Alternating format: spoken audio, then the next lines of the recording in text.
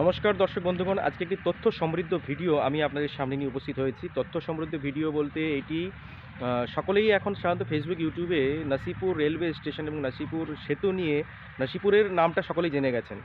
তো এই নাসিপুর রেলওয়ে স্টেশনে কাজ আপডেট হয়েছে কিনা বা কবে থেকে রেল চালু হবে, তো এটি নিয়ে আজকে একটি গুরুত্বপূর্ণ আপডেট দেবো। সেটি হচ্ছে নাসিপুর রেলওয়ের রেল সেতুটির কাজ সম্পূর্ণ কমপ্লিট হয়ে গেছে এবং নাসিপুর রেলওয়ে স্টেশনে কিছুদিন আগে শিয়ালদার ডিআরএম ঘুরতে এসেছিলেন, বেড়াতে এসেছিলেন।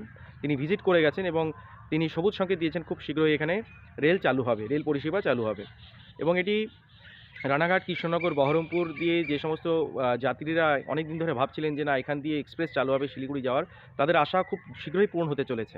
তবে অনেকেই যারা ভাবছেন যে নাসিপুর রেলওয়ে স্টেশন বা নাসিপুর সেতুটি হয়তো সবে নবনির্মিত হয়েছে এবং এটি এই শিলিগুড়ির সঙ্গে কলকাতার যোগাযোগের মাধ্যম হিসেবে নতুনভাবে কেন্দ্রীয় সরকার নির্মাণ করছে, তা কিন্তু নয় দর্শক বন্ধুগণ। আসলে নাসিপুর স্টেশন বা নাসিপুর রেলওয়ে সেতুটি কিন্তু অনেক পুরনো।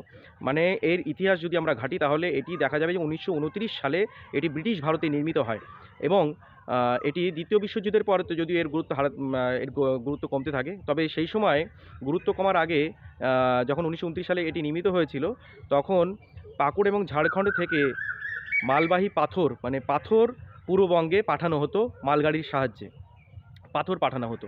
তো সেই সময় পাথর পাঠানো হতো, কিন্তু পরবর্তীকালে দ্বিতীয় বিশ্বযুদ্ধের পরে এর গুরুত্ব কমতে থাকে, তখন আর পরে পাথর এই লাইন দিয়ে পাঠানো বন্ধ করা হয়, যার ফলে এর গুরুত্ব কমতে থাকবে এবং আস্তে আস্তে এটি একটি হারানো একটি স্টেশন এবং সেতু নামে এটি পরিচিত হয়ে যায় সব জায়গায়।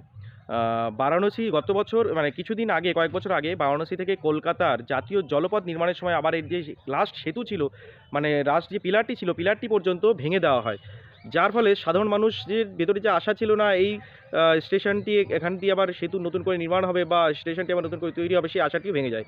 কিন্তু হঠাৎ করে কেন্দ্রীয় সরকার যে এরকমভাবে সিদ্ধান্ত একটি নিয়ে নেয় যে না এখান দিয়েই শিলিগুড়ির করিডোর মানে শিলিগুড়ি যাওয়ার একটি রেলওয়ে সেতু নির্মাণ করা হবে এবং কৃষ্ণনগর রানাঘাটের উপর দিয়ে এক্সপ্রেস ট্রেন চলবে।